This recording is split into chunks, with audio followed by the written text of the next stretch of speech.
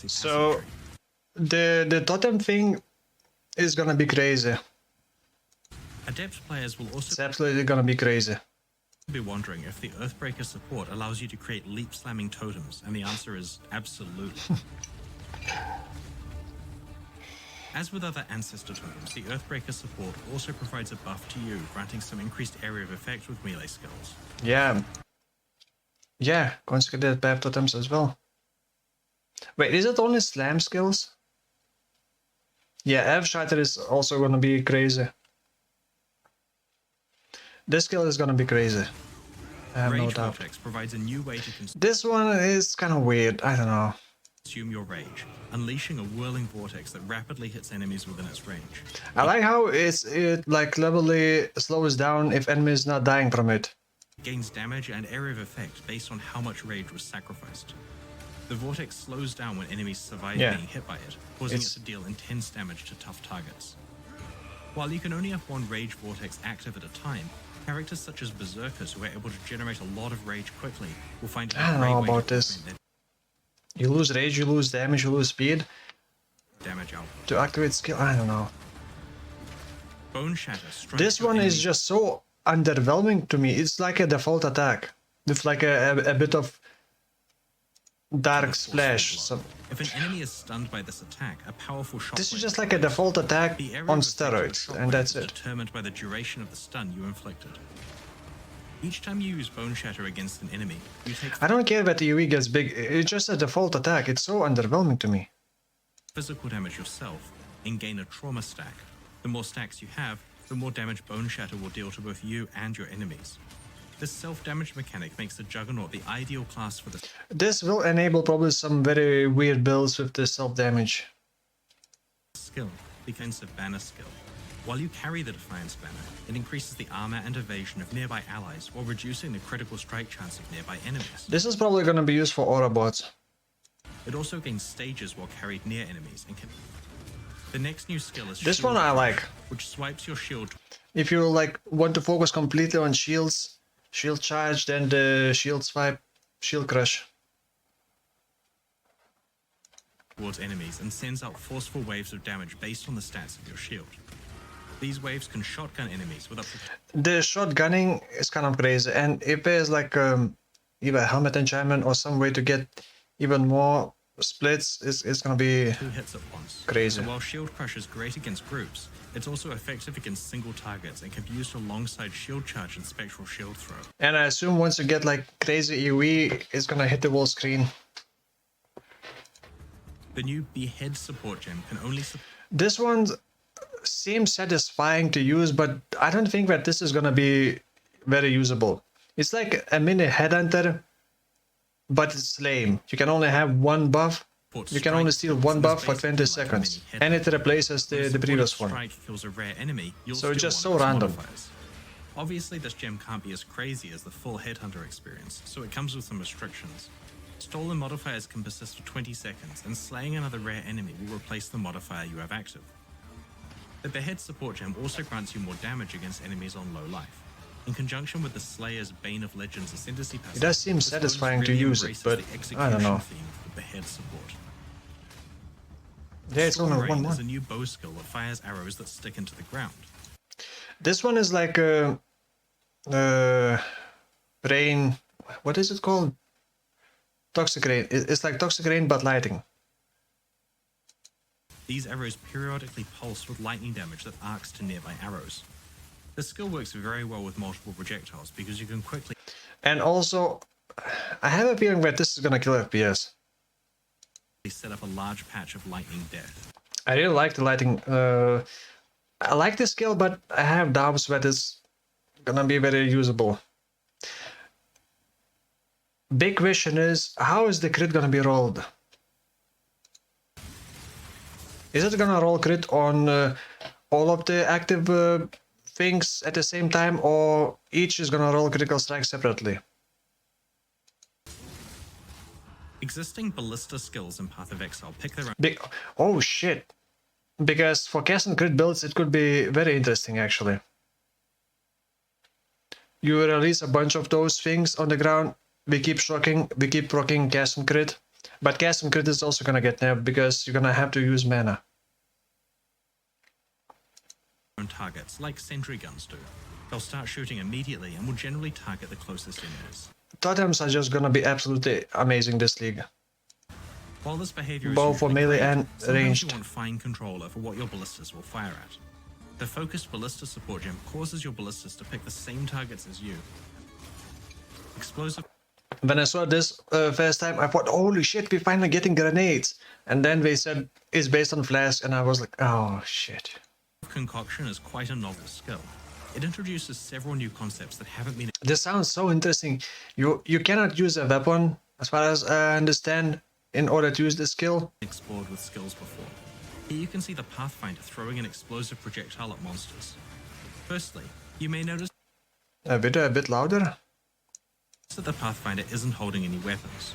This is because explosive concoction is the very first ranged skill that can and must be used unarmed. Damn, it sounds so cool.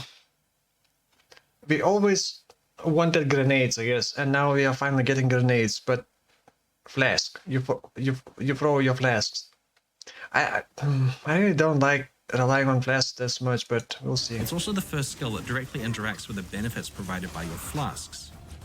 When you throw your explosive concoction onto a targeted It looks so cool, actually. area, it deals fire damage and uses available charges from your ruby, sapphire, and topaz flasks. If only they would bounce.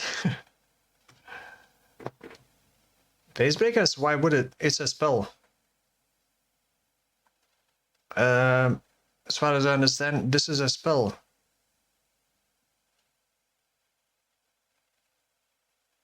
Wait, is it not? Oh, is it an attack? Well, Facebreaker only scales melee, doesn't it? To grant If it could chain, it would just be rolling magma.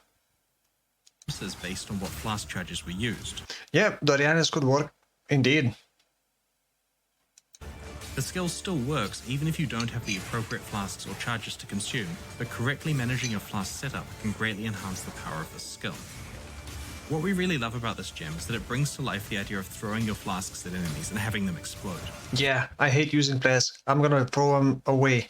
In conjunction with the flask-focused benefits provided by the Pathfinder's Ascendancy passive skills, we're really excited to see what new playstyles are enabled by this gem. This is the ambush skill.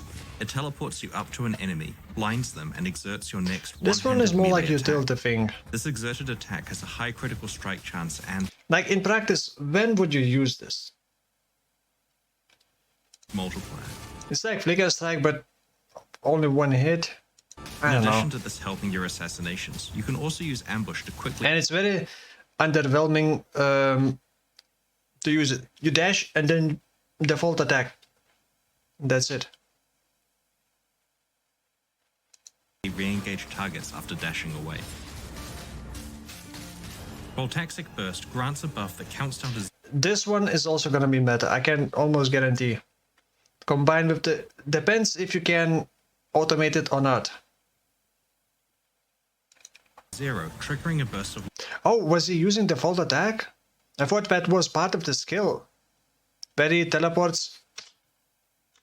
You can also use ambush to quickly re-engage targets after dashing away. Voltaxic Burst grants a So, my first thought when I saw this skill, holy shit, the Herald of Thunder build is gonna be amazing with this. triggering a burst of lightning damage around you with a portion of that damage converted to chaos damage. Enemies slain by your Voltaxic Burst will also explode, dealing chaos damage around them based on their max Yeah, he was using Static Strike indeed. Static Strike doesn't really have cool visuals on the hit. life. You can stack up many Voltaxic Bursts on yourself at the same time. Consider using duration modifiers to modify the Yeah, timing this of the looks actually explosion cool. so that you can cast a skill from safety and then move into a strategic position before it explodes. When you use Blade Trap, you throw out a mechanical device with 2 copies of your weapon attached. These blades spin rapidly in a circle So, this may not look amazing, but if it copies your weapons... Wait, dealing damage to holy shit, you're actually losing weapons. attached. These blades spin rapidly in a circle a set Look at number that. of times. You dealing actually damage to unequipped the anything weapon. they pass through. When dual wielding, the trap rotates faster but deals damage No? based on both weapons. Oh, never mind. You just equipped a second weapon. Still, Because it's a trap, Blade Trap behaves a little differently to other attack skills by operating independently of your attack speed. This means you'll have some interesting itemization choices to make and focusing more on damage modifiers rather. yeah, this sounds very interesting. It may not look visually like too amazing or it's just clunky, but I think this also has a lot of potential for meme builds. By operating independently of your attack speed. This means you'll have some interesting itemization choices to make and focusing more on damage modifiers rather than the typical focus of maximizing attack speed. I really like that skill, Blade Trap. I think it's gonna have a lot of interesting uses. I think it deals damage based on your weapon. But it will not proc weapon special skills. Unless we change that, but I doubt. Otherwise you could make some insane builds. Summon Reaper creates a single How do you powerful remove curses? Yeah, that's one thing I'm not too sure of. minion that uses fast melee physical attacks which cause bleeding. This initially I thought, oh, you can only have one, that's gonna be lame, but the more I think about it, this Summon Reaper sounds more and more interesting. While the Reaper is active, you can use the skill again to direct the Reaper to a specific location, This sounds very slow and clunky, right? dealing a powerful attack along its path. The Reaper wants to be your only minion. It reduces the life and damage of your other minions, and will consume them to heal itself and gain damage and speed buffs. So, Elementalist golems. Auto-summon golems, have all the golems automatically being summoned, and then this Reaper just keeps killing them, keeps healing, keeps getting damage buffs, and you don't even need to do anything. You just automatically summon golems. Reaper plus Volcanus? Wait. What do you mean? It doesn't use weapons. When designing this new skill for the Necromancer, we wanted to explore the idea of having a single ultimate minion. While there were ways to somewhat achieve this before, the Reaper is quite different in its abilities and interactions with other minions. It also I guess, yeah, true. feels much more active and directly under your control. But these One quick spiders... note though, the Reaper will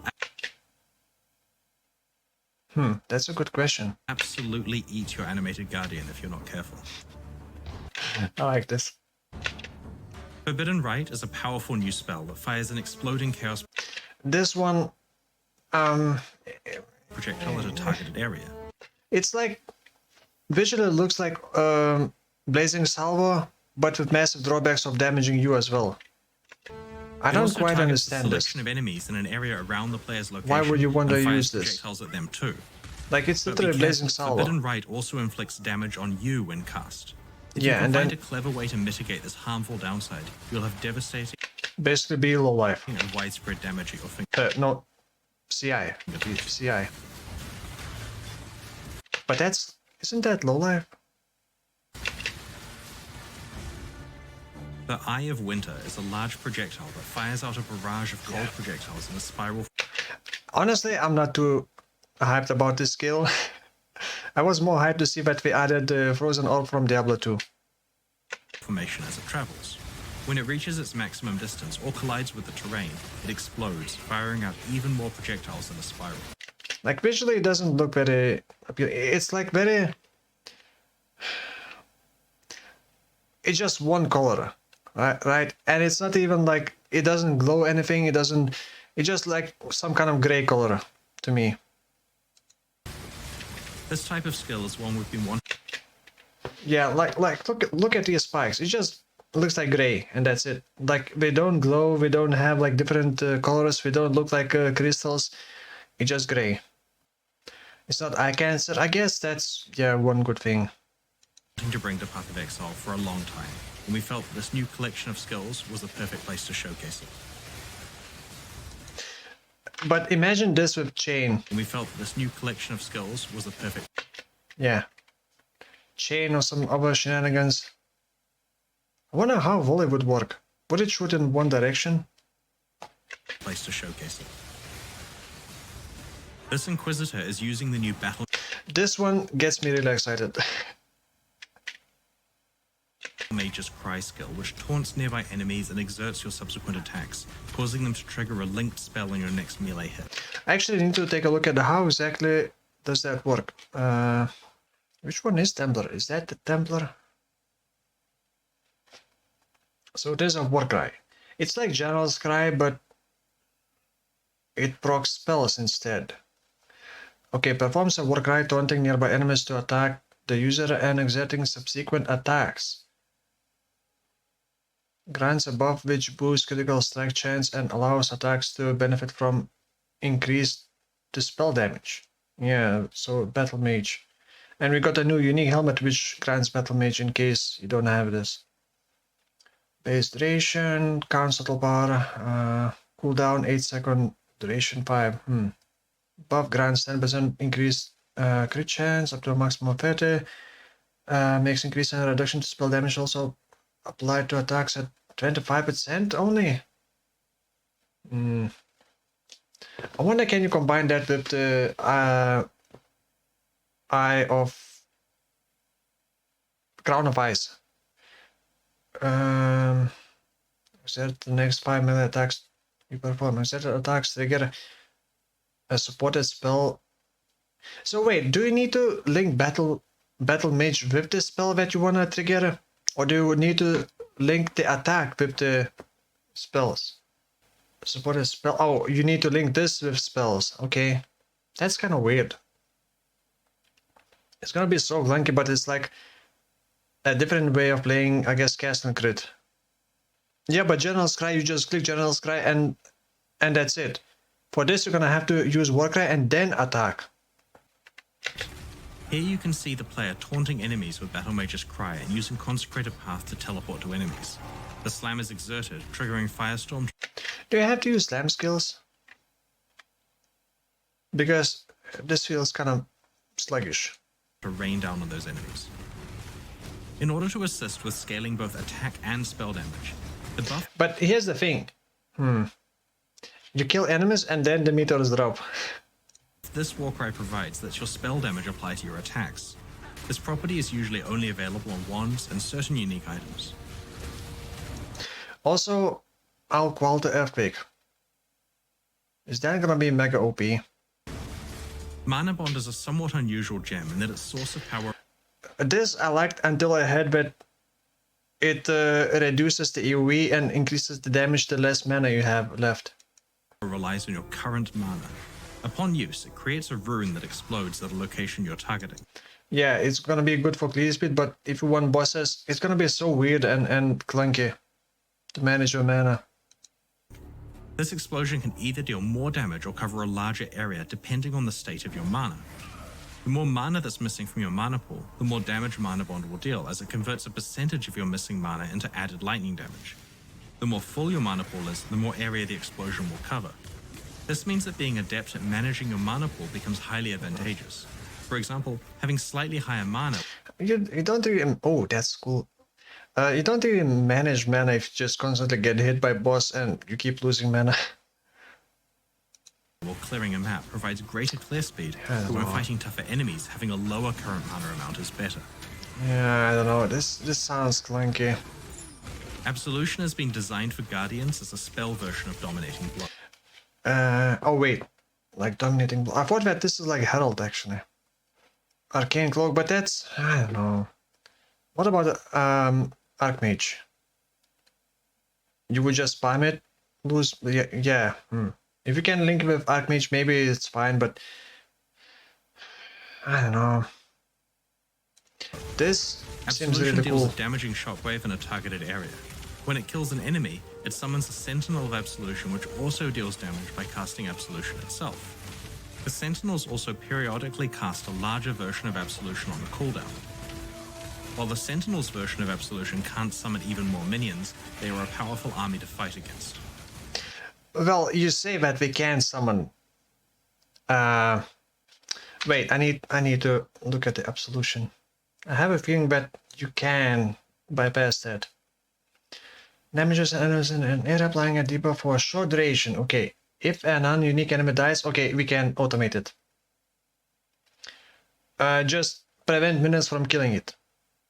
Even with the helmet, minions can only kill ignited enemies. No, wait. Yeah, with that, minions can only kill ignited enemies. So basically, and then have some kind of degen. Because, well, except not fire degen. Just add a bit of poison or decay or something like that.